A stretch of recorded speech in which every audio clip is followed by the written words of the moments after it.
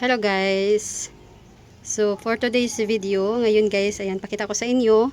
So ito na yung nangyari. Ayan, so kinuha na dito guys yung aming yung Fabriano pala. Ayan, kinuha na namin yung Fabriano dito, yung aming chiller with freezer. So yung malaking chiller. So ito isa na ang nakalagay dito.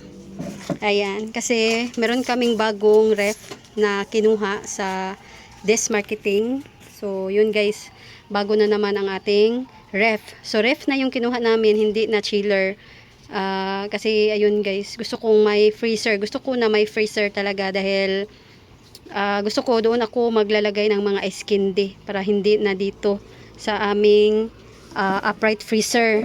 So, gusto ko dito, puro ice lang ang mailagay. Yun.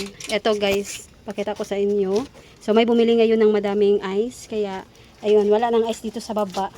So, isang sako ng ice ang kanyang binili. So, meron pa tayo dito. Ito na lang natira sa ating ice. So, madami na naman akong gagawin mamaya. So, naglagay kami dito ng ice tubig. So, ilalagay namin ito guys sa aming foam. Dahil hindi na lumamig yung Fabriano namin na chiller with freezer. So, ito guys yung ating mga frozen. Nandito sa gilid. At ito guys yung mga ice tubig. So, medyo matigas na guys itong iba. So, ilalagay ko na ito sa aming foam. So, mamaya guys pagkatapos kong mag-video. Ayan. So, ito, kaunti na ang aming ice candy. Yan na lang. So, bumili na ako kanina ng mangga para gagawa na naman ako guys ulit. So, mamaya pag gabi, so madami na naman ang maghahanap ng ice candy. Yung mga bata ngayon is, ayun, naglalaro pa sila. Kaya wala pa ngayon guys yung mga bata.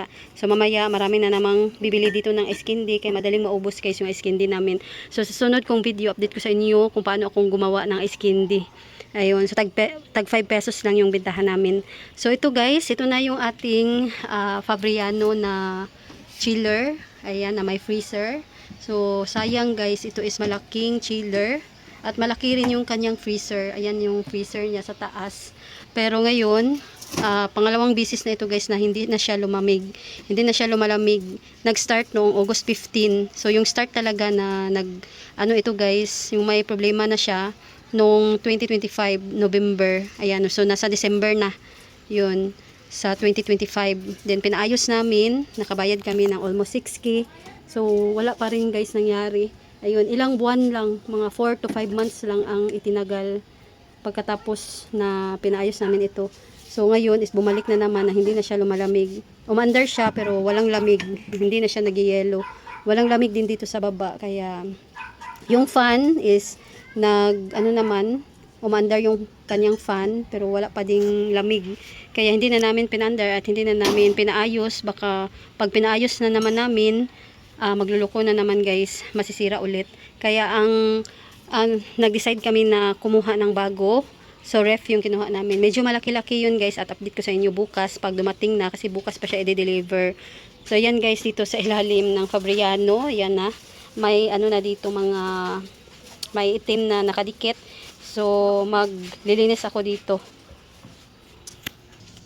So ayan guys, ngayon ay maglalagay kami dito. Ayan. Ito is display lang para makita ng aming mga customer kung ano-ano yung mga soft drinks, mga juice na tinitinda namin. So, ganyan lang siya.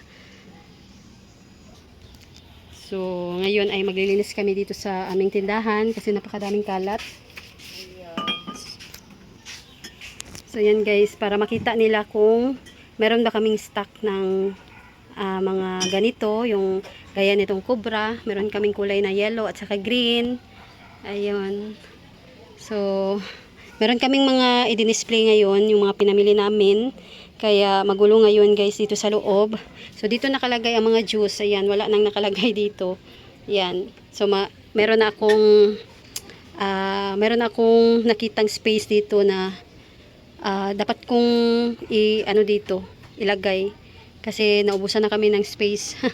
Dahil marami na kaming mga paninda dito sa ating tindahan. So, meron na tayong iba't ibang klase ng mga paninda. Yan. So, medyo kompleto na guys yung ating mga tinda dito sa ating tindahan. Kaya, ayun. So yan na. Ito na yung ginagawa namin. Gagawin na namin siyang ano guys, lagayan ng mga juice. Yan. Hindi lang namin isasarado. Kahit may ano lang dito. Dahil baka mainitan sa loob. Dahil walang mga ano guys, hindi makasingaw. Yan yung sa taas. Ayan. Malaking ang space. So napakaganda nito guys pag yung umandar pa siya. Marami ang mailagay na mga frozen, ice. So ngayon hindi na siya namin magagamit kasi hindi na siya lumalamig. Hindi na namin muna siya ipapaayos dahil baka ano lang, baka ano na naman, masira na naman. Kaya bumili na lang kami ng bago. So bukas guys, update ko sa inyo. So ngayon is nag-update lang ako sa inyo dito sa aming itong aming chiller na Fabriano na hindi na siya lumalamig. Ayan. So ano lang namin, kuha lang namin itong freezer, upright freezer. So ngayon meron na namang nasira. Kaya ayan. So yan naman talaga guys, kailangan natin ng bagong ref para marami tayong mailagay. May ref kami doon sa kusina, pakita ko sa inyo guys.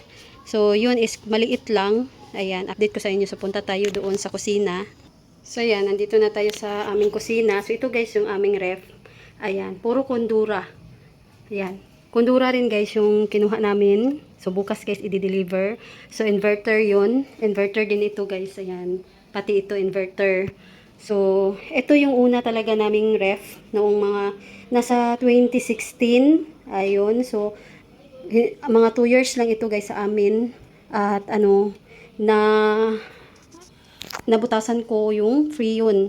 Gumamit kasi ako ng yung kutsilyo. Ayan, so dito, ayan, ito guys. Ayan yung nabutasan ko. So isinulda na to sa nag-ayos. So ang bayad namin noon is 4,000. So ngayon, hindi na namin nagamit kasi kakaunti na lang yung kanyang lamig. Dito na siya nag-yellow. Kalahati dito at dito is hindi. Ayan, dito sa may part na may butas. Ayun, so ano na, sinulda naman niya to. Pero parang meron pa ring singaw siguro kaya hindi masyadong malamig dito. Dito lang na part. Ayan, kaya hindi na siya nag-yellow. So hindi na namin siya ginamit. Nilagyan ko na lang ng mga iba't ibang mga ano guys, mga ayan, yung plancha, mga panggamit na mga plato, baso. Ayan. So dito yung mga ginagamit ko sa paggawa ko ng mga ano, kung mayroon akong gustong gawin na mga ripak-ripak. Yan guys, nandyan yung mga gamit ko sa mga spoon, yung mga ano guys, lahat. Nandyan. So sayang. Ito guys, 2 years na namin nagamit. Yun. So ito guys, naglagay tayo ng mga ito. So yung mga napuntahan namin, yan sa Malaysia, Siquijor, Baguio, Batam, Sagada, sa Baguio. Nakapunta rin kami sa Camiguin, ayan, Malaysia, ito guys sa Malaysia din ito, at Singapore, ayan. So yan yung mga napuntahan namin. So ito guys yung pangalawa, ayan. So ito yung pangalawa, at ito guys yung ginamit namin, pero maliit lang siya, ayan, maliit siya, ayan. So inverter din ito, at ito na siya. So yun guys, balik tayo. Meron ng mga bumibili at hindi kinaya ng aking partner na siya lang yung mag-isa doon sa tindahan. Kasi may magpapa-Gcash, magpapa-load. Ayan. So meron ding marami ang binibili. At yun. So siya na ngayon kasi isa na yung customer na nandoon. Tapos na yung iba. Kaya ayan, balik na tayo. So ito guys yung ref na ginamit namin. Ginamit namin ito dahil fiesta. So papaanda rin namin ito kapag Pasko at fiesta. Para dito kami guys maglagay ng aming mga yung salad. Ayan, kaya pinaandar talaga namin. Paandar rin namin ito kapag may okasyon. So noong August 15 nag-start na hindi lumamig yung aming chiller. So ito hindi na namin inandar na namin palagi. Ayan, pinaandar na namin siya lagi kasi dito kami gumagawa ng ice kasi may ano naman kami doon, freezer. So nagawa rin ako dito ng ice at dito ako naglalagay ng mga ano guys, yung mga soft drinks at ayaw ng aking partner na dito siya kukuha kasi ang layo. Ayan yung aming ref at doon guys, dadaan pa kami dyan, papunta doon sa tindahan kaya malalayuan na siya. Ayaw niyang laging pumupunta dito. Kaya kumuha na lang kami ng bago. Kaysa ito, gusto kong ilagay ito sa labas pero kakaunti lang talaga ang malagay. Ayan, pakita ko sa inyo. Ito, lumalamig naman siya guys at nasira na yung kanyang ano dito pintuan sa kanyang ano dito ice. So pero malamig na malamig talaga. Ayan yung ice oh. Ayan. Nagyayelo talaga yung ice. Then may frozen pa tayo na mga ano, ito yung binili namin kagabi, itong shrimp at saka isda. So ayan yung itsura. Ito na yung itsura. Hindi niya masyadong inaayos. Ayan. Dahil kakaunti lang ang mailagay. So maglalagay kami dyan ng ice tubig. Kaya ayan, kaunti na lang dito. Hindi mailagay yung iba. At eto na yung, yan, naglagay kami dyan ng mga Mountain Dew para madali talaga guys. Hindi na siya naglagay dito ng, ano guys, yung maliliit na soft drinks na swakto. So bukas na, pagdating ng bago naming rep, doon na kami guys maglalagay ng yung lahat ng aming mga soft drinks at juice. Ayan. So, yan guys. Yan lang ang mailagay. Meron na lang isang Red Horse, Grande, at yung soft drinks, isa. So, hindi gaya ng aming chiller. So, napakadami naming mailagay. So, yan. Nag-share lang ako sa inyo guys. Ito na yung yung ano ngayon, pang-apat na kuha namin sa do exam. Ayun. So, panglima na namin guys dahil meron kaming upright freezer na binili noon sa Avinson. At nung nag-pandemic, hindi na kami nagtitinda sa school, sa elementary school. Kaya, binenta namin guys noong 2022. Ayan, 2022. At, ano, akala namin hindi na namin magagamit yun kasi ayaw ng aking partner kasi malaki yung kuryente. Pero ngayon guys, ayan, kailangan pala namin at nabenta na namin yung aming upright freezer nung una at ngayon kumuha na kami ng bago. So yun guys, yung pinakita ko sa inyo na may mga ice candy at saka ice kanina. So panglima na yun na aming ginagamit na para palamig para sa aming ice, ay para sa mga soft drinks, ayan, ice candy. So, panglima na bukas yung pagdating ng isa. Panglima na ito yung pang-isa, dalawa, at yung upright freezer na ibinenta namin. At yung upright freezer na nandun ngayon sa aming tindahan at ang malaking kondura. Yun ang pang-apat. Then, ang panglima, pagdating bukas guys ng kondura na ref. So, panglima na yun. At ayan guys, pakita ko sa inyo. Kinuha ko na dito sa karton. So, ito guys, free sa aming bagong kinuha na kondura na ref. So, may free na Kiwa. Ito guys, Kiwa, Essential Series. Ito, electric kettle. Ayan. So, may kettle na kami.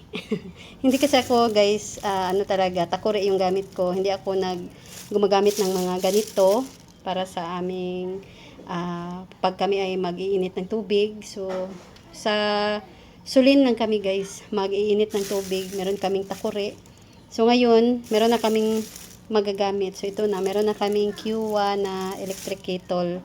Yan. So ito yung kanyang free. So yung Panasonic lang guys yung may free na desk fan. So ito yung sa Kondora. Ayan. So may electric fan naman kami. So ito, wala kaming ganito. So yan, ito guys. So bukas, update ko sa inyo yung aming bagong ref. So pakita ko sa inyo kung gaano siya kalaki, kung magkano ang kuha namin. At ayan, 1 year ang ano namin doon. 1 year payment. Ayan, para madali lang guys. So bukas, update ko sa inyo kung magkano at ano guys, kung ano yung itsura, gaano kalaki. So, ayan lang guys. Dito ko na lang tatapusin itong aking video for today. So, sana ay nagustuhan ninyo. Ayan lang guys. Thanks for watching.